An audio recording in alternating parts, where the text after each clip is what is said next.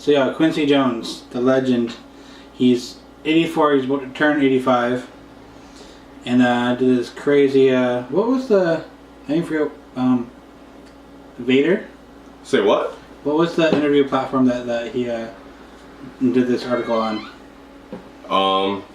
That's actually a good question. I don't even actually remember, to be honest with you. I forget. I remember knowing it long enough to know where to go to get it. And once I got it, I forgot. I read it in an article, and it was a different, like, it was a source that, like, I don't really reach it from a lot. Yeah, like, yeah. I actually almost questioned it being satire at first. Yeah. That's why I didn't geek about it. Then I heard about people saying... Yeah, then I heard a lot of other media outlets picking it up. Yeah. And that's when I realized that, like... Oh, shit, like, Quincy's wild. Like, yeah, Quincy's wild. You know, like, we're both two-faced. We're like half-faced in here. So, half-faced. So, shout out Facebook Live, by the way, you know what I'm saying? We're filming the No Condom podcast right now, episode 14. But we can't interrupt the podcast any more than that, sorry. So, yeah. Yo, baby, can you grab me a pop, please? What? Pop, or, soda beverage. Soda beverage. Aaron Stone, yo, what's up? Yeah, you can hear... What's up, my dude? You can hear the cat. You can hear the cat right now getting moisted up. Yeah. So my cat's in heat right now. If you... Shh.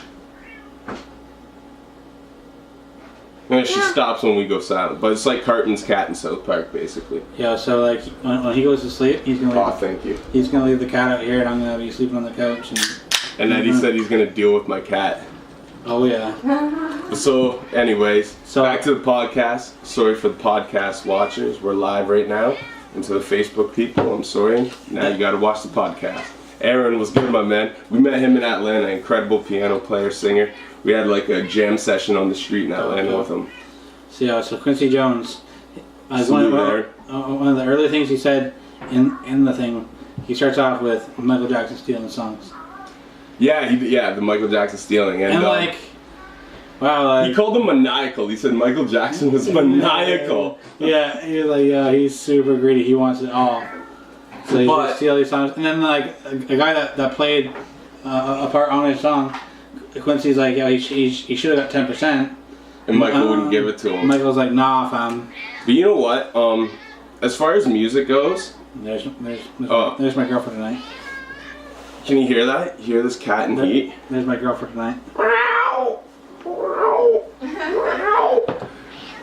She's ready for you. Yeah, Eddie's gonna fuck my cat. Okay, fish knock. As long as she doesn't produce like Eddie G cat babies, I'm good. Or else you gotta adopt them. Grandparents or aunts and uncles? You gotta adopt them if that happens. Okay. Like all of them. All of them. Yeah. Yeah. I'm trying to explain that to nobody. Like I got these I'll put my kids up for adoption. Just give them to like Professor Xavier's School for the Mutants or something. But either way, actually, might just keep them like fucking because nobody else has that shit. Right? Yo, we're on to something here. Oh man. But so yeah, Michael Jackson, the Quincy Jones interview. That shit was super interesting. Yeah, it's like you didn't really fuck with Mike. Like I don't know, like. I know, he almost seems like that, eh? He's like, you know what? Something probably went sour because Quincy Jones worked with Michael for years. He made classics. And then Michael eventually in the 90s started producing his own shit and doing everything, trying to do everything himself. So I bet you there's something that kind of went sour. Maybe not worth addressing, but I don't know. In no disrespect to Quincy Jones because he's a fucking legend. He's the greatest producer of all time, I'd probably say. But, without those Michael Jackson albums in your catalog, it's almost questionable. And one thing I forgot to write down here, which is like a key, I should have had it in here, but I remember it now, is so Michael Jackson told Quincy Jones when they had there was a tribute show, James Brown brought out Michael Jackson and Prince, and had Michael Jackson perform, and then Prince came out. Delayed, and then apparently it was a great performance for Michael, but it wasn't a great performance for Prince. And Prince was pissed off because Michael had footage of it, and he said, "If you put that shit out, I'll kill you." Really? Yeah. Did he say this in the interview? Yeah. So I must have read like a transcript version of it. Like I must not have seen everything. Yeah. I must have got the key points, but like, cause I had no idea about that. So he said that, and then apparently Prince was telling his driver didn't do it, but like he was telling his driver to run over Michael. Well, leave it to Quincy to talk about two dead people in like that light, though. Yeah, like that's a man. Like we need to have that story on the Chappelle Show. We need to bring the Chappelle Show back. Well, have that story on the Chappelle Show. The thing is, like, right? Because that's just crazy. Like, see, I don't even want to question Quincy Jones's credibility because of he is 85 though, and like he might not like he is like. Well, this is a conversation I was having at work today, but like, yeah, my manager at one of my jobs was like, you know, he's at that age. She's like, like when my grandpa was that old, she's like, he was saying a bunch of crazy stuff. Like he started to go senile. She's like, so like, you know, she's like, I didn't know exactly what to take and to leave believing from the whole interview, and I was kind of like, but there was like a Michael Jackson and I would like to believe it all. Like yeah, there's definitely a Michael. But I'm not sure if it was like to that extreme. No, it's probably nothing near that extreme. Yo, this cat is literally about to fucking gush waterfalls. She will not shut the fuck up. She's like sitting here with her back disconnected right now, about to fucking bust loads on shit. Yeah, so then when Michael Jackson did the bleaching of the skin and the plastic surgery was well, people have been knowing this for a while. Yeah, well, he even writes about it in his book. He said his dad always said he was ugly and shit like that. Oh shit! You just gotta fucking just let a blunt thing, you know. You just got blunts lying around, half of them, like you both are like that. I usually pre-roll like 5 blunts at once and leave them in the ashtray. So yeah, so like you gotta think Michael Jackson, man. He's been famous since he was 5. Yeah. Like we can't even fathom to like what his life is like. No, like and then for his dad to be like he was ugly, like tell him he's ugly, like you know. Like my parents told me I was a fucking shithead, but they never told me I was ugly. Yeah, you know that. Yeah, that's mean. But like on top of that too, like I read Michael Jackson's biography. Like he talks about those early recording sessions. Like his earliest memory as a kid is being in a studio, recording a song, looking out the window, seeing kids playing on a jungle gym, and just wishing he could be out there with them playing. Right. Like that was his earliest recollection of life. Wow. You know what I mean? So like that goes to show, but none of us can ever compare to what Michael Jackson went through in his life, because unless you're that big that early, you know. Michael Jackson, greatest performer, artist, entertainer of all time, and yeah, maybe he did steal a few songs, but the thing with that is, you know, when they did Off the Wall, which to me, I personally think is better than Thriller. Some people might kill me for that, but when they did Off the Wall, most of those songs are written by other people. There is that debate. I wouldn't say like everybody would kill you on that, but like, because there is like quite a few people that say it. I really don't know. I haven't really listened to it enough. Personally, my favorite album is Bad. El Cool J? No. Okay. I'm Bad by El Cool J is dope, but Michael Jackson's Bad. Okay. Yeah, Aaron, what's up? Hands down. Bad? Yeah. Because every song, I mean, all 3 albums are listenable front to back, but Bad, like every song is just incredible, man. Like it starts with Bad, then it goes into The Way You Make Me Feel, then Speed Demon, which Speed Demon when I was younger was one of my favorites, and now as I get older it's one of my least favorites, because I'm like, what's this song really even mean? Like it's just kind of silly. But like, just that album, it's what, 10 songs? I think the vinyl has 10 songs, I think, and the CD has 11.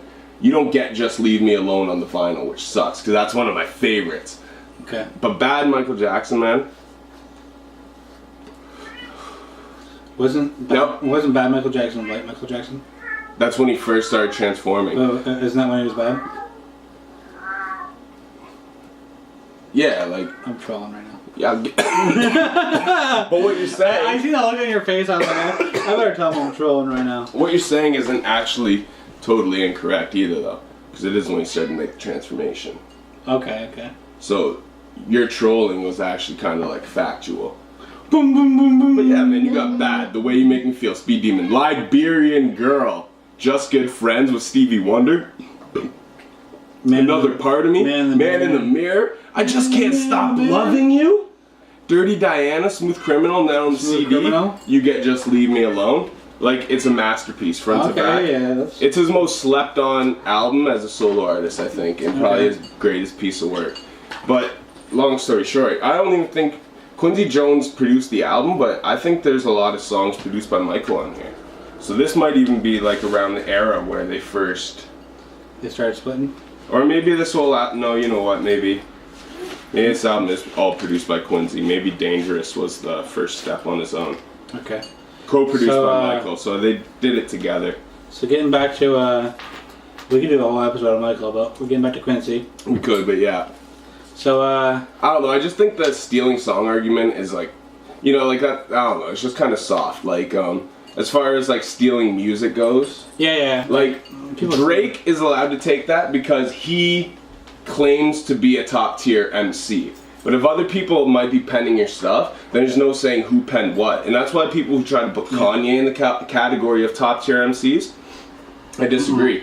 Because though Kanye spit some fire shit on some fire songs and all that, like there's so many collaborators who help write songs with him that you never know what's his. Like, you know what I mean? Like, I've heard people say that like when they're the top favorite rappers, you say Dre. Dre? Yeah. That's crazy.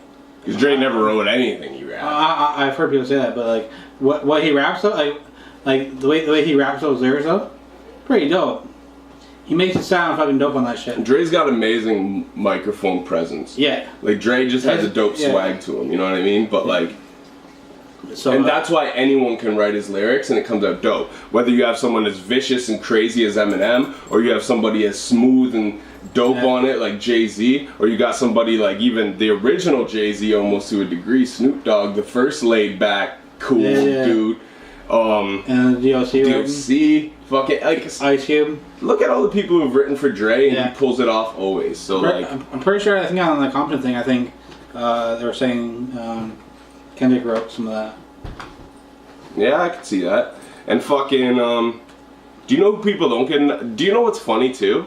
I feel like, I mean, because Dre, I guess, kept it more gangsta, so it was always more like street, so it was always more appealing to the core hip hop audience. But the other person who's the exact same as Dre, except, I mean, not to every degree, but for the East Coast is Puffy. And people clown on Puffy because he doesn't write his shit and all this stuff, but it's like, I don't write Puffy, I write checks. Puffy literally is the East Coast Biggie, or not Biggie, sorry, the East Coast Dr. Dre. He is. Now Dr. Dre produces much better records and is a way better engineer. Like, don't get me wrong. Yeah. Like, Diddy basically, I don't know. So, his beats are pretty simple. So that's big. So like one thing on the article with Quincy, the guy asked him. So like, well, he said, "There's some things that I wish I didn't know." And he's like, and the guy's like, "What? Like what?" Yeah. What? And he's like, "Who killed Kennedy?" Yeah. Yeah, he's getting old. Maybe he is senile, but like he said, like, so what? When he said it was Giancarlo. Well, he said the, like, he put out Joe Kennedy. He's like, Joe Kennedy's a bad man. He's pretty much saying the mob killed Kennedy, but he's saying the mob helped get Kennedy votes. Yeah, they did. Yeah. Well, that's proven, and that beat, like, that whole thing is proven. Yeah. The mafia possibly could have killed Kennedy, but the thing is, the way it was laid out, and like, now you can find deep conspiracies that dwell into so many different things about it, right? I haven't watched them. But one thing that I have actually, one opinion I've read, which is not shared amongst a large majority of Kennedy conspirators, but is actually a pretty interesting theory and actually makes a lot of sense. And there are people who are there to corroborate with certain parts of the stories, right?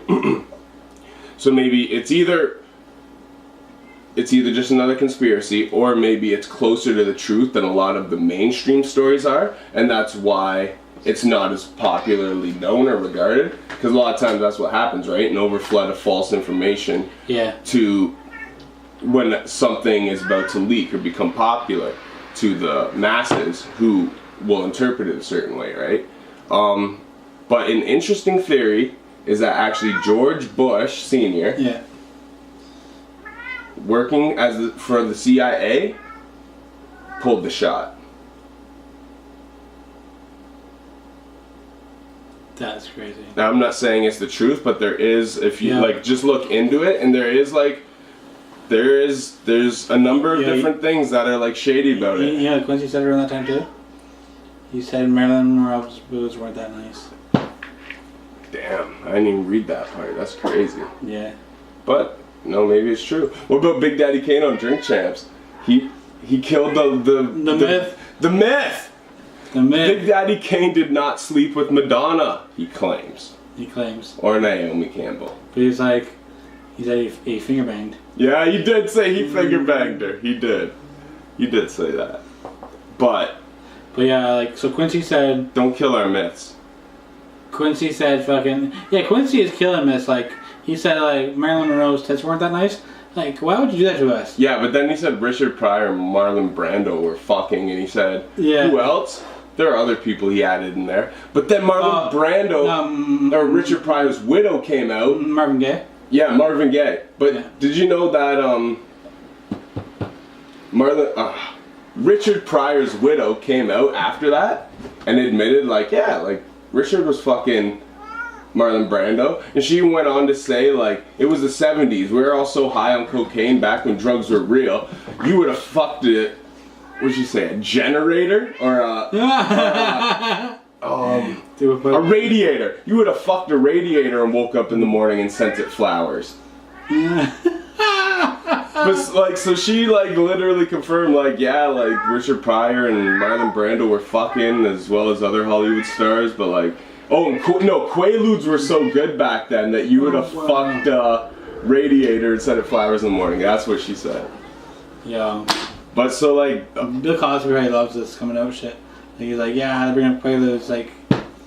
No, do you know what's cool though? Bill Cosby. I like, because Hollywood, since its inception in television and stuff, in North America, has always had this polished image, and like there's these legends who died in the past and they just died with these beautiful legacies, and like, you know what I mean? And it's like, yeah, it's like all, finally some of these old legacies, like even your Harvey Weinsteins, like all this stuff, is finally kind of starting to come out in the light by certain people who just don't give a fuck anymore.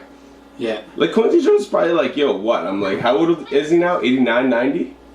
He's 84, he's about to turn 85. 85, okay, so he's not even that close to the end of his life, but he's at the point where he's probably like, I've done 85 so much, I've done everything, like, I don't even care. How many people really make it to like 100, like 85, like he's, he probably knows, I bet you, like, you know, no, I don't even want to say that, but, like, he probably knows he's close. So, like, I don't know, I just think it's cool, though, that, like, these images, like, if there's dirt on people, it's not like I feel everyone's dirt should be public information or anything like that, but it's just like, these people get held up to such a high regard, right? And then like once you pass away and years pass and like you're just like this like historical memory legacy figure, but like we're all just people, man. We all like do dirt, we all you know, have been through fucked up shit, whatever, but like a lot of these people are more fucked up than us. Like, how high does Marvin Gaye say when he's like, let's get it on? Yeah. Like, he sounds like he's high as fuck, like. And seeing, to me personally, like, and I don't want to disrespect nobody, but, because, like, like I say, he's my favorite artist of all time, but I think Michael Jackson, personally, was gay. Or if not gay, he was, like, extremely bisexual and more on the gay side. I can see it. For sure. Yeah. And Quincy Jones saying what he said just almost made me think it more. Because, like, I don't know, man. How many girlfriends did he ever have? Like, you were Michael Jackson. Like, if anyone could have been the biggest playboy in the world, like, you could have been Leonardo DiCaprio on these bitches. Yeah. Even crazier, though. Yeah. You know what I mean? Like, now I understand you had different upbringing, childhood, you know what I mean? He probably had different values. He thought different shit was cool. Imagine, though, if Michael like, was the biggest player. That would have been awesome. Like, imagine a player like Prince, but if it was Michael Jackson. Like, it just makes so much more sense. Yo. Like, almost what makes That'd Prince be the so most- cool is that he was a player, and he Yeah. was more feminine than Michael was Yeah. in his music, and in the way he appeared. But actually, behind closed doors, Michael was probably a lot more feminine than Prince was. Yo, these are gems right here. So, like, Musical gems. I don't know. Michael Jackson's legacy would have even been that much better, I think, if he would have. But, you know, Yo, some of the most it's fucked different up, values some of and those shit. fucked up but- people like make great music. Yeah. Like, like we were talking about like, R. Kelly. Put it this way. R. Kelly makes great music. Put it this way, yo.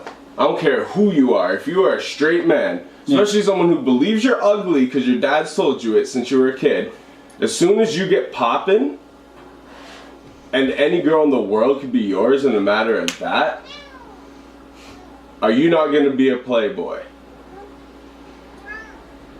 In the magazine? And it's not like he had a girlfriend or a wife at home or nothing, you know what I mean? Right. So, Yeah. he's a single male. Now tell me. I know he fell for Elizabeth Taylor early on in his career. She, like, was, like, a mentor to him, and then he, like, I think kind of fell in love with her, and she was almost kind of like, Yeah. you know, chill, little man. You know, I love you, but, like, he regarded that woman highly. Oh, like, for almost sure. like the way Tupac felt about, Jada Pinkett. Oh, yeah. But, yeah, I don't know. He probably looked into her eyes. You gotta watch episode 13 for you people on live to catch that reference right there. Yeah, he probably looked into her eyes. But, man, So, like, so, he yeah. talked on a lot of shit. So, he said Jimi Hendrix. he said he dated Ivanka Trump. We're gonna go Trump or Hendrix first. What did he say about Hendrix again? Oh, that you're scared to play in a live session with his boys. Yeah, it was like Herbie Hancock and like he said some other names. Yeah, He's like he was scared to play in the jazz session. musicians. Yeah, and he said Jimi Hendrix like yeah. I haven't watched the video, but I guess it's out there. There's a video of Jimi Hendrix doing the national anthem at Woodstock, but like I guess some people really love it, but like Quincy Jones was like he fucked that shit up. But once again, if anybody has an ear for it, you know, Quincy's one of those people that really do. Like all of us, See anybody watching the watching. podcast, any of us, we have an actual opinion based on Yeah. like people who take in music. Right. But from a professional mind standpoint, because you know the conversation they got into about jazz after that. Like Quincy Jones knows music. You know what I mean? for Most sure. of us know what sounds right and doesn't sound right. Blah blah blah. Have a lot of musical opinions Quincy based Jones off is like like, yeah. what feels right and doesn't. But Quincy Jones understands the It's not like molecular arguable. structure of music. So when he says someone's ass, But who's a better producer than Quincy Jones? do you know what? The only person I'll put close, and because of the way they transcended through hip hop and other genres, is Rick Rubin. He started out as the guy who was producing for LL Cool J, Yeah. you know, like helping manage Run DMC, producing some of their early And records. BC Boys. Yeah, but then he went on to actually produce like some of the greatest, like Johnny Hurt's album with Johnny Cash's album with Hurt and like Ain't No Yeah. Grave. That's produced by Rick Rubin. Yeah. Like Red Hot Chili Peppers, Californication, by the Yeah. way, those are produced by Rick Rubin. Yeah. Slayer, I'm pretty sure it's Slayer. The death metal band. Slayer? I'm pretty sure it's Slayer, produced by Rick Rubin. Or if it's not them, it's a different. Either way, Yeah. like the stuff he has produced and his body of work, Even he has the like catalog. country shit. I think he did like Dixie Chicks or something like that. Like he can produce, And they were big. I'm not really too big on their music, but they were big. and he makes everything like.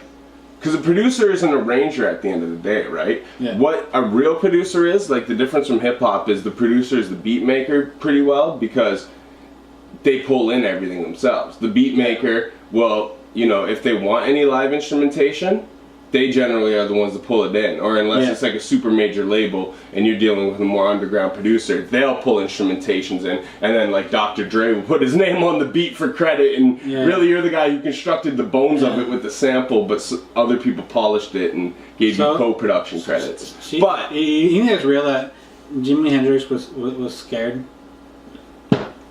Yeah, because I don't think Jimi Hendrix was, like, he was innovative. And the problem with being an innovative individual in a genre of music is you're always going to question yourself, no matter how hard people are fucking with you while you're alive or after you're dead. Or you know what? Actually, like, now that I think about it, like, he might not have had the confidence because, like, I don't know, like, you think about Jimi Hendrix, like, people may, like, regard him as that high after his death. Like, he might not have had the confidence when... No, you might know you're a bad at... You know what I mean? It's like me. Like, I feel like I'm the best MC because I know everything I've ever written. I know... You know what I mean? Like, I literally know every song and every pattern, like... But, at the end of the day, it's like, I'm... You know, though I feel like that, you're more nervous to put that energy out there. You know what I mean? Like, people just, you know... Right. Like, no matter how much you believe in yourself, everybody has... a little has a line of where there's, you know. So you think, that could be true. Until you become somebody like Quincy Jones. So you think, is like, like people are saying like he is old, he maybe senile, but like nobody's had a life like Quincy Jones. No. Nobody's had a life like that, and like, and all these legendary people that he's talking about know how legendary he is. Yeah. Well, and that's the thing. So right? like, he can always like, hold himself to a certain regard, no matter what. So right? the legendary people that he's talking about, they're not looking at themselves as we look at them. Yeah. They're looking at like they're as everybody as has a regular insecurities. Person. They're looking at themselves as a regular person, and they're looking at Quincy as like, oh shit, you done this shit, like yeah. You know. Everybody has insecurities.